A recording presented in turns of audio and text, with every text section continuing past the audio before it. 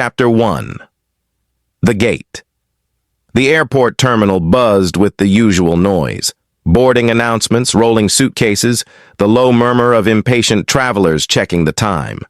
Gate 27 was no different.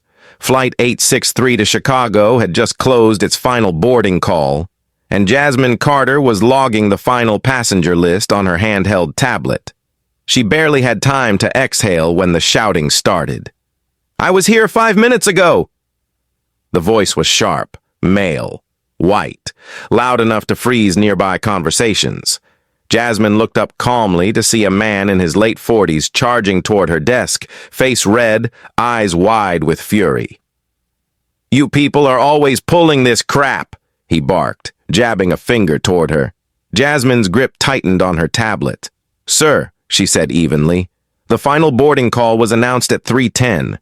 It's now 3:22. The gate is closed."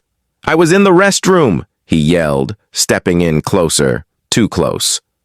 "And don't give me that robotic tone. You can open that door." Behind Jasmine, her co-worker Marcus stood up from his post, already walking toward them. "Sir, yelling won't change the policy," Marcus said, voice calm but firm. Greg snapped his attention toward Marcus. "Is this the help they're hiring now? What? No one else wanted the job?" Jasmine's chest tightened. Her fingers clenched the edge of the counter. She knew that tone. She'd heard it in different forms all her life. Same contempt, same underlying message. "You're not competent. You don't belong. You're black." She swallowed hard.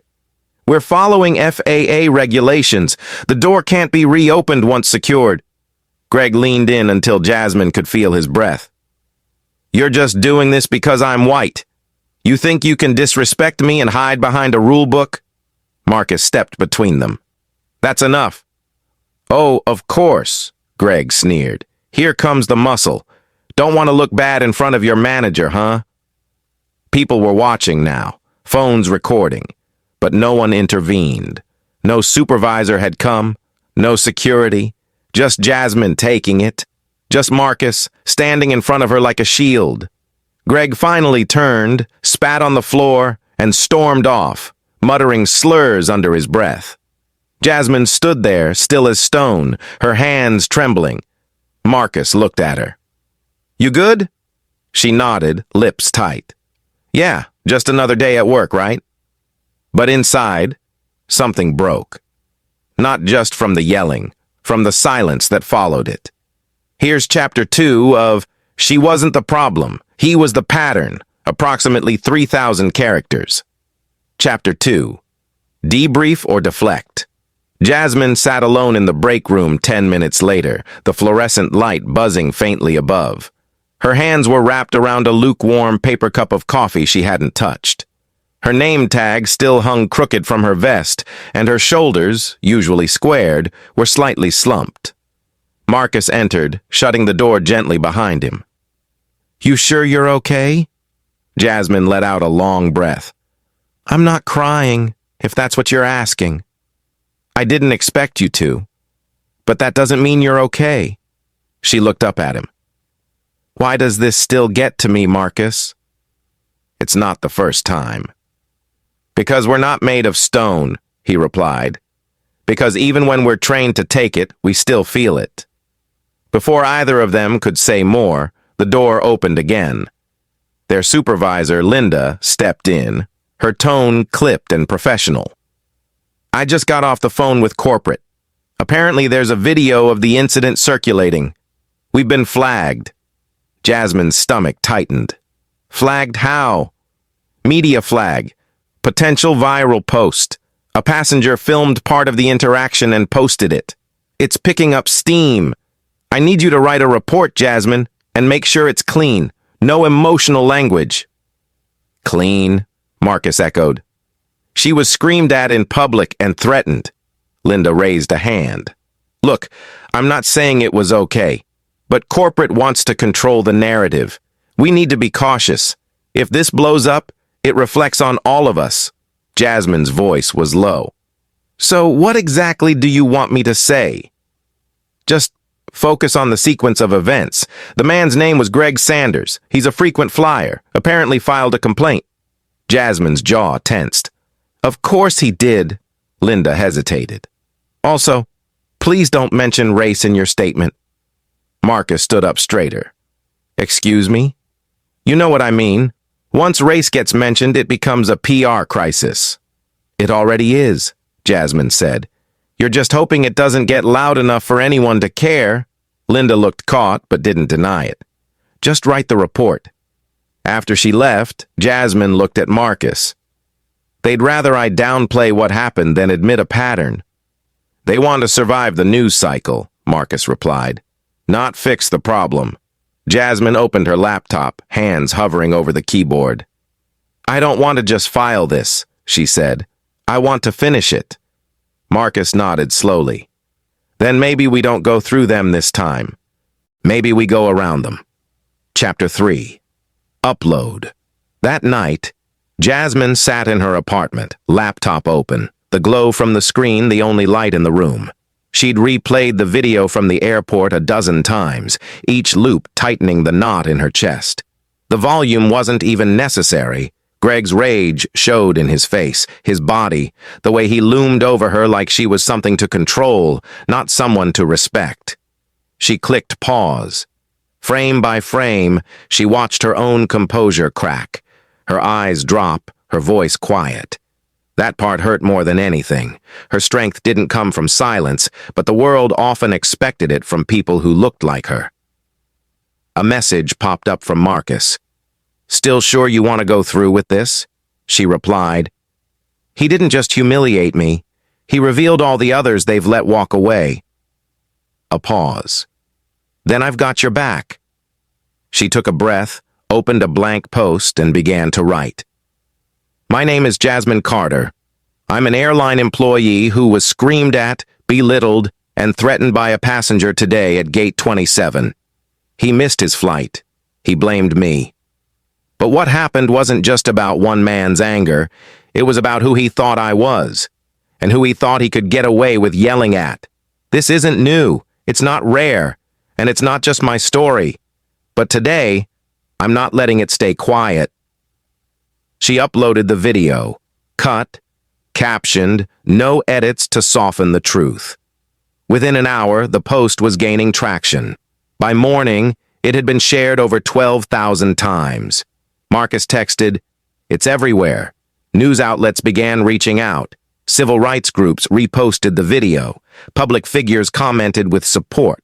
The hashtag #, "She deserved respect," trended on multiple platforms. But for every voice of support, there were trolls, too. This is why customer service is a joke. Don't work with the public if you're too sensitive. She's making it about race. Typical. Jasmine muted the noise. She wasn't posting for them. She was posting for every worker who'd ever been told to swallow pain with a smile, every woman who'd been told to be calm in the face of cruelty, every black professional who had to wear proof of competence like armor, and somewhere in that storm of comments and shares, Greg Sanders was being named, not by Jasmine, but by the very internet that watched what he did and decided, enough. Would you like to continue with Chapter 4? You said, Oakley ChatGPT said, here's Chapter 4 of She Wasn't the Problem, He Was the Pattern. 3,000 characters. Chapter 4, Corporate Damage Control. By the time Jasmine clocked in the next morning, the terminal felt different. Colleagues who usually nodded in passing now lingered a little longer. Some offered supportive smiles. Others avoided eye contact entirely. Her inbox was flooded. Not with apologies, but with silence wrapped in copied statements from HR. She made it to her station just before her manager called her into the office. Linda stood there stiffly, flanked by a regional director in a charcoal suit named Mr. Vance, whose smile was as flat as the folder in his hand. Ms. Carter, he said, thank you for coming. We'd like to have a conversation regarding recent events and how they've impacted the company. Jasmine folded her arms. You mean the video? We mean the attention, he clarified. The video has gone viral. And while we understand your frustration, it wasn't frustration, Jasmine cut in. It was abuse. Linda shifted, but said nothing. Mr. Vance offered a strained nod. Yes, well, our position is that the incident is regrettable. We'd like to discuss how we can move forward constructively. Perhaps even collaborate on a joint statement. Something that shows unity. Jasmine stared. Unity? Between me and the people who ignored what happened. The air tightened. Mr. Vance adjusted his tie. You understand we have protocols for handling guest complaints. This wasn't an easy situation for anyone involved. I was the one screamed at, she said, voice steady. And your protocol was to tell me not to mention race in my report. Linda looked down at her shoes. Jasmine continued. Now that the world saw what you didn't want on paper, you want me to help clean it? Mr. Vance stiffened. We're trying to contain the fallout. No, Jasmine said, standing. You're trying to control the narrative. She turned to Linda. You let him walk away without so much as a warning. You told me to calm down. You made me feel like the problem. Linda finally spoke, soft and shaken. I didn't know what to do. You did, Jasmine replied. You just didn't want to face the cost of doing it. As she walked out of the office, Marcus stood waiting. Well, he asked. They want a statement, she said. One that makes them look like the heroes. He smirked. Guess they forgot who has the mic now. Outside, a local news team was setting up near the terminal entrance. Jasmine paused to watch. Her name was no longer just a line on a name tag. It was a headline, a call to attention, and she had no intention of letting them rewrite her story.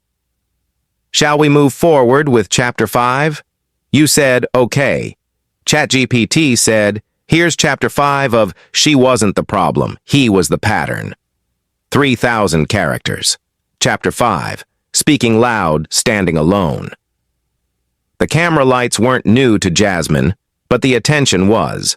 For the first time in her career, people wanted to hear her speak not as an employee, but as a witness, a survivor.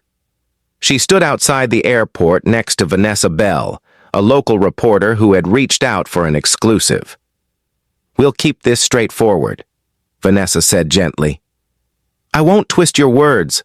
I just want people to understand. Jasmine nodded, her voice calm but measured. Then let's tell the truth. The interview aired that evening. I wasn't angry. I was tired. Tired of being treated like a suspect in my own uniform. The man who screamed at me didn't just lose his temper. He relied on the system to protect him after he weaponized it. And for a moment it did. Viewers listened, really listened. The footage of the incident was now on national platforms. News anchors replayed it with captions. Worker remains calm during verbal assault, and airline faces backlash for racial inaction. But corporate still hadn't named Greg Sanders. They hadn't named the problem either. Instead, they launched a We Hear You campaign, complete with staged photos of smiling, diverse employees and generic slogans about respect. Jasmine wanted to laugh, but it hurt too much. The next day, she found an envelope in her locker. No signature, no note, just a screenshot of her interview printed out and circled in red marker. On the back, scribbled in all caps, "Keep your head down or find another job." She stared at the paper, then ripped it in half. Marcus found her an hour later. HR won't trace it, he said after she reported it. They'll call it unverifiable. I know, she replied, but I'm not backing down. She didn't post the threat online. Instead, she posted a different kind of message. They told me to smile through it. I did. They told me not to name it. I did anyway. They're telling me to back down. I'm telling them, I've already stood. It went viral again. But this time, something changed. Other workers, gate agents, cashiers, hotel staff, baristas began posting their own videos, their own stories. Jasmine hadn't just spoken. She'd sparked something. And now, silence was the one thing no one could afford anymore. Chapter 6. The floodgates open.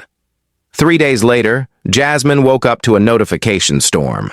Her name was trending again, but this time, she wasn't alone.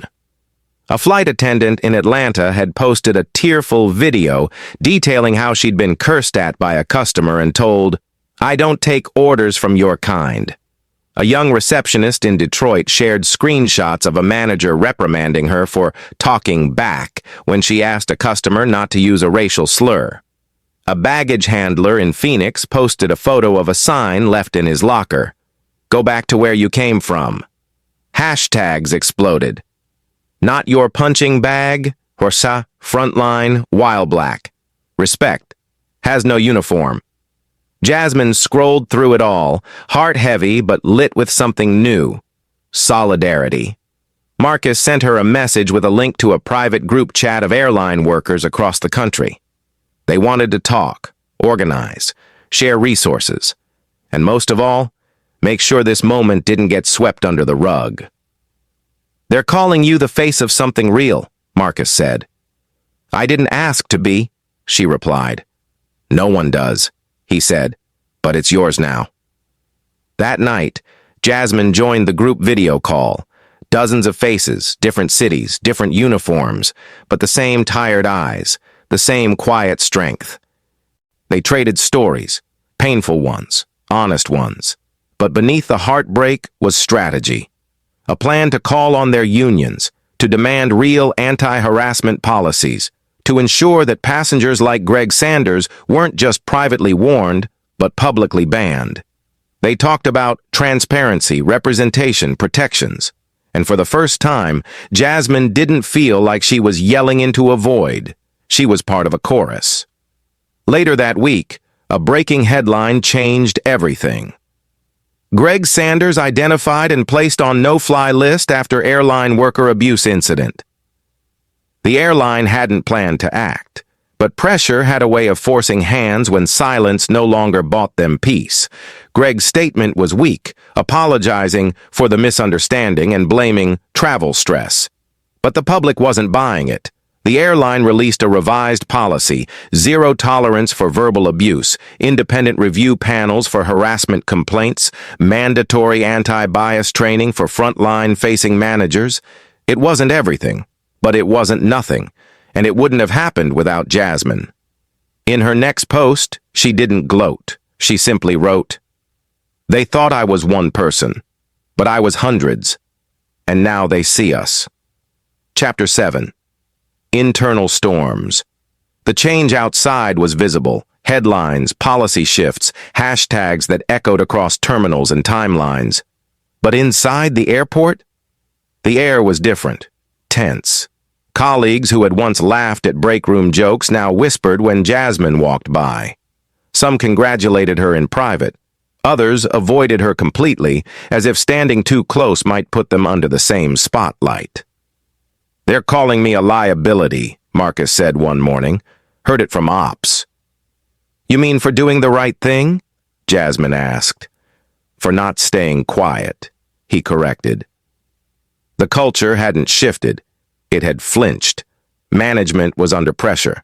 They posted signs about respectful workplace behavior in every hallway, held brief, mandatory workshops that felt more like performance than protection, and asked employees to use proper channels instead of escalating to social media. But Jasmine knew better. She had used the proper channels, and she'd been told to erase her experience from the report. The silence wasn't safety. It was survival. Still, the ripple was undeniable. A new hire, Latina, maybe 19, stopped Jasmine by the vending machines. "You don't know me," she said softly, "but I just wanted to say, watching you is the reason I didn't quit last week." Jasmine blinked. "Why? What happened?" "A customer called me a slur in Spanish. My supervisor told me to just let it go. I almost walked out." Jasmine sighed. "You shouldn't have had to think twice." "I know, but I saw your story, and it reminded me, I'm not crazy, and I'm not alone." Those were the words Jasmine had needed years ago. Now they came full circle. She gave the young woman her number. If you ever need backup, I'm not far." Later that night, Jasmine sat at her kitchen table, sifting through a pile of speaking requests. Colleges, labor conferences, justice summits. Everyone wanted her voice. But she hadn't chosen activism. She had simply refused erasure. And now that the noise had become movement, she wasn't going to disappear into silence again. The system still worked, for some, but people like her had learned to build new ones. Together. And they were just getting started. Chapter 8. Off Script. Jasmine stood behind the stage curtain, holding a small stack of note cards. A conference hall filled with nearly 300 people, most of them frontline workers, buzzed on the other side. She was about to give the keynote speech for the National Alliance of Service Employees. Her name had drawn them in. Her story had kept them watching. But what she planned to say wasn't on the cards. When the announcer called her name, the applause was immediate. She stepped up to the mic, offered a small smile, and paused. The silence settled. Then she spoke. "I was told I should be flattered to be here, that I'm making change, that my voice matters now, but let's be honest, it only started mattering when I went viral. A few laughs, nods. But long before that, I mattered. You mattered. We mattered while we were being screamed at, called names, disrespected, threatened, and told to smile through it." The room went still. I didn't share my story for attention. I shared it because I was tired of being punished for having dignity, for not shrinking, for standing where someone else thought I didn't belong. Applause built slowly, then surged. Jasmine continued. "This industry runs on the labor of people who are told to take abuse as part of the job. And if you speak up, you're labeled emotional, difficult. A liability." She looked out over the sea of uniforms, badges, lanyards, polos, name tags, and saw her reflection in all of them. "Let me be clear. Refusing to accept mistreatment isn't a liability. It's leadership." When she stepped off the stage, people stood, not for celebrity, but for the power of recognition. Afterward, a woman in scrubs came up to her in tears. "I was fired last year after reporting a patient who called me a monkey," she said. "HR said I escalated the situation by confronting him." Jasmine took her hand. "You didn't escalate. You protected yourself. That's what they hate. When we stop shrinking." Back in the hotel that night, Jasmine turned on the news. The airline she worked for had just announced a new corporate policy. Independent Racial Equity Monitors anonymous abuse reporting a ban list for repeat verbal offenders, including customers. It wasn't a full revolution, but it was a shift, a signal, and it had her fingerprints all over it. Chapter 9. The Reckoning. Back at the terminal, things looked the same, but felt different. Passengers still rolled their luggage in long lines. Flight numbers still flashed on the monitors. Jasmine still wore the same uniform. But when she walked past security now, people nodded first. Managers paused conversations. Some smiled. Some didn't. But all of them watched. Because Jasmine Carter had become something larger than a gate agent. She was a standard, a reminder, and to some, an uncomfortable reckoning. Her return was quiet by choice. She didn't want banners or balloons. She wanted normal. But normal no longer came without weight. On her second day back, Marcus leaned over the counter between boarding calls. Greg Sanders issued a second statement. Jasmine looked up. "Let me guess, blames cancel culture." Worse, he said he overreacted but never intended to cause such a fuss, still claiming it wasn't about race. She shook her head slowly. Of course he is. People like him don't see their bias. They just see consequences and cry victim. She returned to scanning boarding passes. Then something unexpected happened. A man in a tailored coat approached the counter. Middle-aged, white. He looked vaguely familiar. Not Greg, but the same category. Someone who walked like the world owed him no questions. He hesitated. You're Jasmine Carter, right? Yes, she said evenly. He didn't meet her gaze. I saw what happened to you, on the news, on my feed, everywhere. He paused. I travel a lot. I probably stood at 100 counters like this one and never thought twice about how I was treated, or how I treated people. Jasmine didn't respond. She let the silence do the work.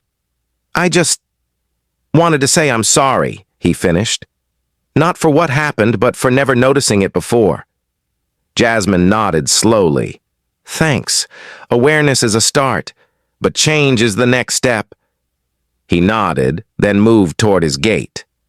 Marcus raised an eyebrow. That a first? Jasmine sighed. It might be, or it might be performance. Either way, I said what needed saying. The next week, the airline officially added her name to a new employee protection clause in their policy manual, the Carter Clause, a provision that guaranteed disciplinary review of any verbal assault toward staff, including protected space to report racial or gendered bias without fear of retaliation. Some called it overreach, others called it long overdue. Jasmine called it the beginning. Chapter 10. The gate reopens. 6 months later, Jasmine stood at gate 27 again. Same counter, same uniform, different world. A mother with 2 kids was struggling to juggle bags, boarding passes, and a screaming toddler. Jasmine stepped from behind the counter without hesitation, crouched, and helped zip a backpack while calming the little one with a soft smile. Thank you, the mother said breathlessly. You didn't have to. Jasmine replied, I always have a choice. I choose to help. As they moved toward the jet bridge, Marcus approached with a grin. You're becoming famous again. That video just hit 1 million likes. Jasmine groaned playfully. Which one? The one from the conference. The line about refusing to shrink. Guess I'll never live that down. Nope, he said. You're the one who reminded people we don't owe anyone our silence. A gate manager from another terminal passed by and gave Jasmine a respectful nod. She nodded back. It wasn't about being liked, or even about being right. It was about being seen. Later that day, HR released a company-wide memo announcing the appointment of a new internal equity board. Jasmine's name was listed among them, not as a figurehead, but as a voting member. She didn't smile when she read it. She just breathed, long and deep, not relief, just clarity. Greg Sanders, meanwhile, had faded from the headlines. His name no longer trended. But Jasmine's story? It lived on, in training modules, classroom discussions, union meetings. She had become a case study, but more importantly, she had become a lesson.